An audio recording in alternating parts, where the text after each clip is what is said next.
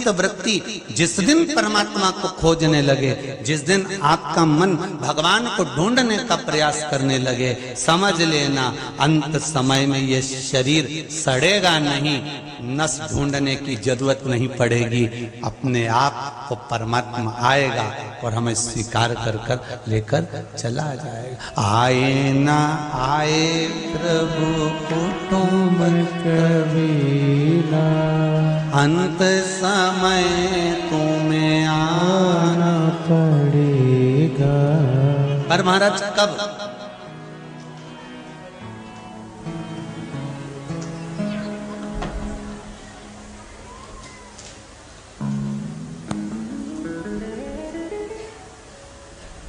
कोई जाए ना जाए, अंतिम बिंदु है, अंतिम बिंदु। दो जगह पर किया गया कीर्तन, दो जगह पर लिया गया भगवान का नाम, दो जगह पर किया गया स्मरण, कोटि कोटि पुण्य फल प्रदान करता है। समझ लेना जरा। मंत्रमाला शिव महापुराण की कथा चल रही है। पहला राम घाट पर किया गया पुण्य, राम घाट पर किया गया भजन, दान, स्मरण, मंत्र जाप, नाम जाप, राम घाट पर जो किया जाता है उसका पुण्य कोटि गुना होता है। दूसरा, शमशान में बैठकर जब तक अंतिम संस्कार किसी का चल रहा है और आप उसको छोड़ने के लिए गए हो, उसको छोड़ने के लिए पहुंचे हो और उसका जब तक क्रियाक्रम नहीं हो जाता तब तक अगर आप बैठे हो, उतनी देर में भगवान शिव के नाम का स्मरण घट की जिह्वा से, बाहर की जिह्वा से नहीं, घट की जिह्वा से उस चिता की ओर देखकर करते रहो, उसका भी पुण्य कोटि गुना है, कोटि। राम राम रटते रहो जब तक घट में प्राण, कबहू तो दीन दयाल के भनक पड़ेगी कान। कभी तो उसको सूचना मिलेगी।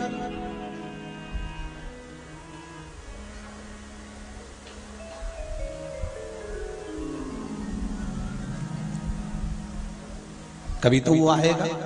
आपकी चित्त वृत्ति में बस आप जिस मंत्र को जप रहे हो, जिस माला को जप रहे हो, जिस माला के स्मरण में आप लगे हुए हो, जिस मंत्र को जपने में आप लगे हुए हो, जिस भगवान की भक्ति में आप लगे हुए हो, उसको ढूंढने का प्रयास करो, उसको पाने का प्रयास करो।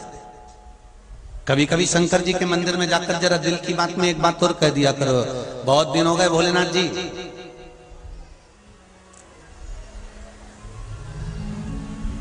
बहुत दिन हो गए,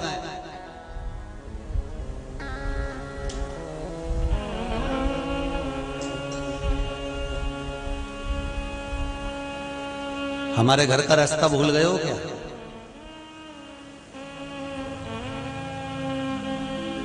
कभी कभी आते आते नंदी के कानों में भी कह सकते हो, मेरे बाबा मेरा घर का रास्ता भूल गए नंदी। ओ वृषभ, ओ नंदी, तो मेरे बाबा से कहे कि बाबा मेरे घर पर आए, बड़ा दुख है मेरे जीवन में, बहुत बहुत तकलीफ, पर लाखों के दुखड़े जो तू हर गया डमरू वाले, मेरे दुखड़ों को और ना कहीं ऐसा वैसा करे, परंतु केवल श्री शिवाय नमस्तुभ्यम, केवल कंकर और शंकर और केवल शिव का नाम। क्या शिव महापुराण इतनी तत्ववान है?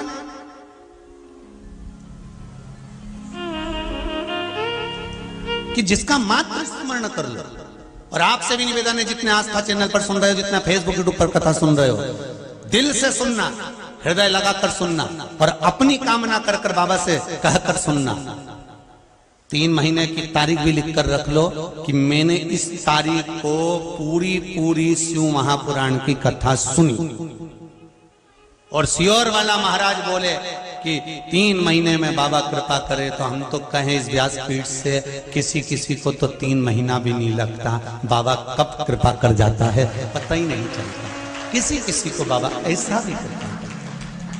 अब बताओ, जिन डॉक्टर ने कहा कि मोतियाबिंद का ऑपरेशन कराओ, कांचबिंद का ऑपरेशन कराओ, वहीं जाकर तुम वापिस खड़े हो गए, वो कह दे कि अब तो कुछ है ही नहीं, मतलब आपकी भक्ति, मेरी प्रीत ना टूटेगी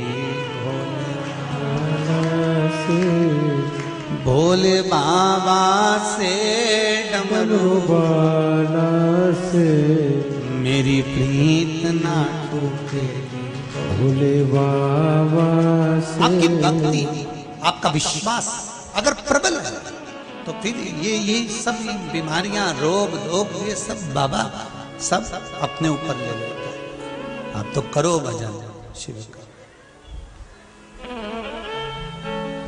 बस शिव महापुराण की कथा वही कह रही है, आप शंकर का दरवाजा ढूंढो, आप शिव का द्वार ढूंढो, आप शंकर की चौखट ढूंढो, आप शंकर का इस अमृतमय तत्व शिव महापुराण को ढूंढ लो, फिर बाद में जरूरत नहीं किसी को कुछ ढूंढने की।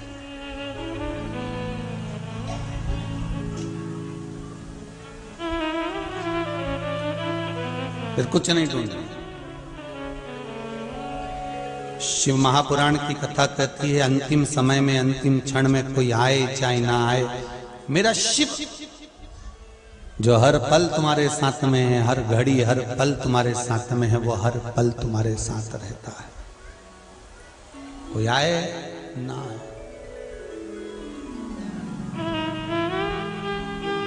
महाराज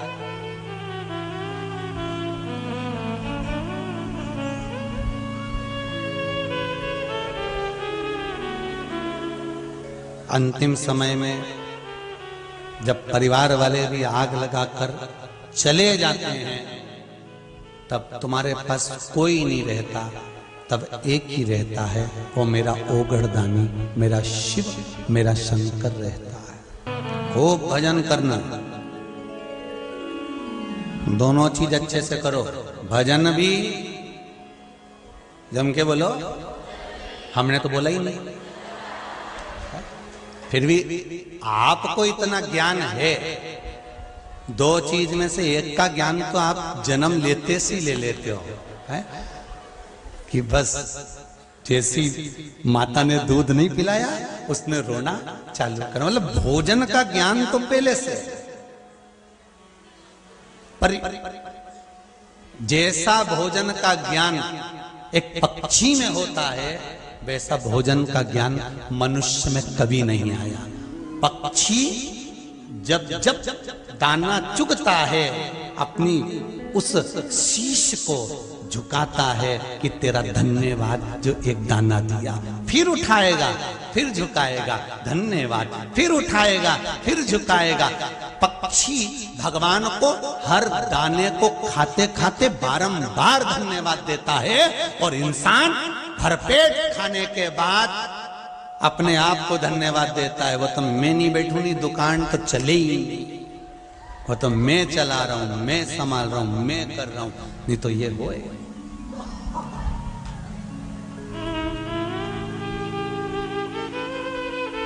अपने आप को कभी कभी एक प्रश्न अपने भीतर उत्पन्न होता है, आप लोगों के भीतर आता है कि नहीं आता हूं मालूम नहीं, पर भीतर एक प्रश्न आता है कि भगवान के सामने शीश ही क्यों झुकाया जाए?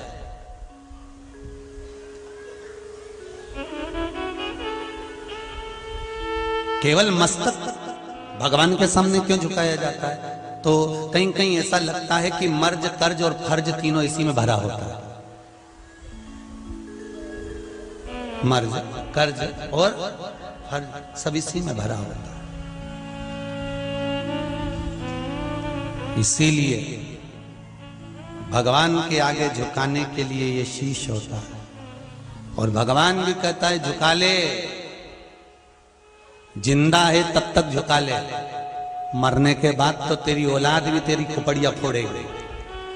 आधा जला होगा, चिता पर लेटा होगा, आधा शरीर जल गया होगा और समझदार समझदार गांव के लोग झांक झांक के देख के आएंगे पका कि नहीं पका। खोपड़िया देखते हैं शमशान में, समझदार लोग जाते हैं, जाओ जरा देख के आओ खोपड़िया पकी कि नहीं पकी, फिर वो झांक के देखेगा। अच्छा भगवान इनको दृष्टि भी ऐसी देता है कि वो जलती हुई आग में देख भी लेता पक गया। यहाँ तो आज तक समझ में नहीं आई, वो अंगारा में बाटी धरी रहे तो समझ में नहीं आया, जब तक निकालो पकी उनके दबा के देखे तब समझ में पक गई। नहीं तो अंगारा में पड़ी पड़ी नहीं सूझे कि इमें राख इतनी लग गई, इतनी राख थोड़ी वो में दर गई कि वो समझ में ही नहीं आया कि पकी कि नहीं पकी। फिर अंगारा में से निकाल के कपड़ा में से झड़ा के फिर बाटी को देखो तो समझ में आए ये तो कच्ची है, वापिस धरो वापिस धरो। पर इनके ना जाने कहां से इतनी अकल आ जाए, इतनी बुद्धि आ जाए, इतनी चित्त आ जाए कि तुरंत देख के पहचान जाए। और जैसे उन्हें हाथ का इशारा करा, सब तो इंतजार में बैठे थे कि जल्दी से इशारा करें और हम बन जाएं, और दौड़ के चले और इन्हें बांस उठाया, उनमें घी भरा और सबसे पहले खोपड़िया फोड़ी और डंडा बांस फेंका और फिर बस आंख में से आंसू, जैसी खोपड़िया फूकी। अब घर आते से तैयारी चालू हो गई।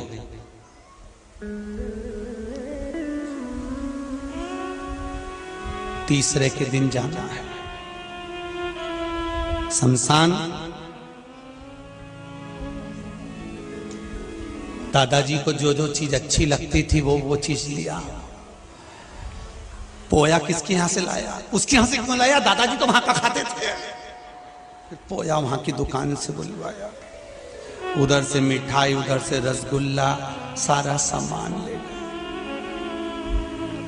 जो जो चीज खाता था सब ले गए। कई कई तो हमने देखा है शमशान में, जो तंबाकू खाता था तो उसके लिए तंबाकू भी ले गए, मालूम पड़े कंडा में धूपड़ी में छोड़ दिया, सब धासी पड़ा सब। दादाजी खाते थे तो वो भी छोड़ोगे। अरे कम से कम दादाजी जिंदा थे तब तंबाकू नहीं छोड़ाया, तो मरने के बाद तो छोड़ दो रे। अभी भी तीसरे के दिन लेके पहुंच गए।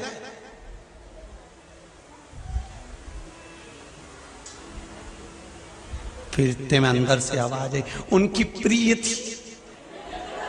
तो अब इतना मन में आया कि प्रिय तो तू भी थी, चली जा। प्रिय थी, एक प्रिय को यहां छोड़ गए, तंबाकू प्रिय बदल दी। अरे बाबा, अंत समय प्रभु हरे वचन दिया तो निभाना पड़ेगा।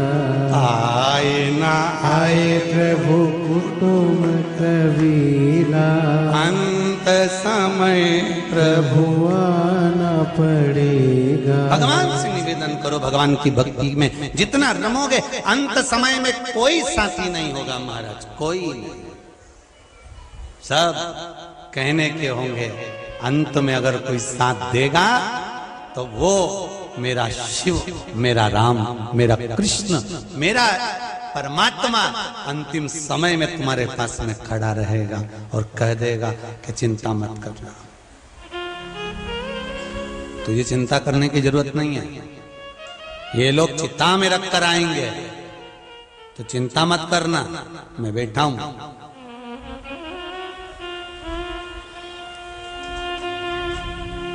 तन में आग लगेगी, अगर मन मुझ में लगा है तो वो नहीं जलेगा, मन मुझ में लगा कर रख।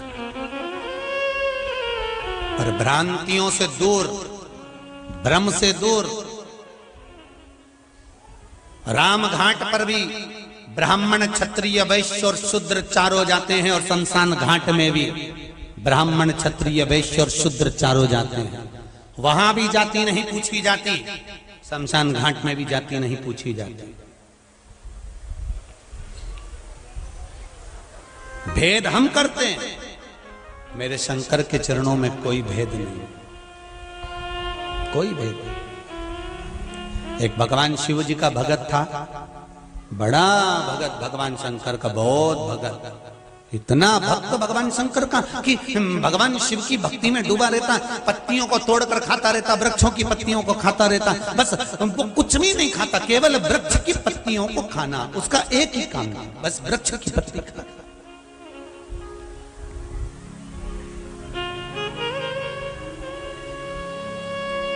और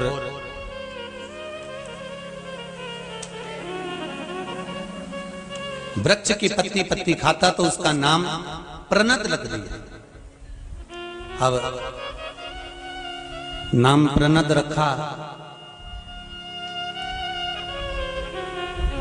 एक दिन कोई सामग्री लेने के लिए वो आगे बढ़ा और उसके हाथ में चोट लग गई। चोट लग गई, रक्त गिरने लगा, रक्त बहने लगा। जब रक्त भूमि पर गिर रहा था तो रक्त की जगह पहले तो थोड़ा सा रक्त गिरा और रक्त गिरने के बाद में जब उसके हाथ में से गिरना चालू हुआ तो पेड़ की जो पत्ती खाता था उस पत्ती का रस गिरना चालू हो गया। अन्न तो उसने खाया ही नहीं था कई वर्षों तक, केवल पत्ती, पर रक्त की जगह पत्ती का रस जमीन पर गिर रहा था। दो चार लोगों ने देखा कि पत्ती का रस शरीर में से, यहाँ तो रक्त गिरना चाहिए था और यहाँ तो पत्ती का रस गिर रहा है। तो लोगों ने कहा ये तो बड़ा विचारणीय है, बड़ा, और ये शिव भक्त है, शंकर का भक्त है, शंकर का भक्त है, इसलिए ये तो बड़ा आनंदित हो गया। तो लोग अब उसको जब पूछने लगे, उसको जब पूजने लगे तो उसके भीतर अहंकार उत्पन्न हो गया, उसके भीतर अभिमान आ गया। एक बात इस व्यासपीठ से जरूर कहेंगे कि अगर भगवान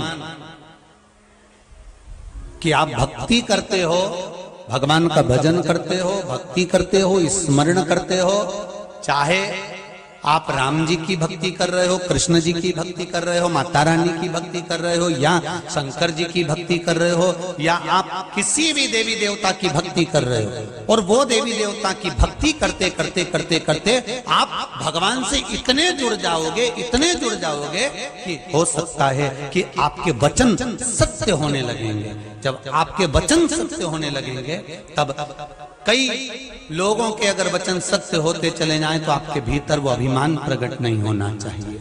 अगर अभिमान आ गया तो आपका फिर वो करा हुआ सारा सत्कर्म बेकार है। वो अभिमान ना है। प्रणद, उस प्रणद के भीतर अभिमान समाहित हो गया, और प्रणद के भीतर जब अभिमान आया, भगवान शंकर ने देखा कि मेरा भक्त है और ये अभिमान में डूब गया है, अहंकार में डूब गया है। अभी कथा में कहा था गिलास में अगर चाय है धक्का लगेगा झलकेगी, उसी तरह अहंकार झलकने लगा। अभिमान जब झलकने लगा, अभिमान जब दिखने लगा, तब अभिमान जब झलका तो शिव को लगा कि मेरा अच्छा भगत ये अभिमान में पड़कर नष्ट हो जाएगा। तब शिव ने उस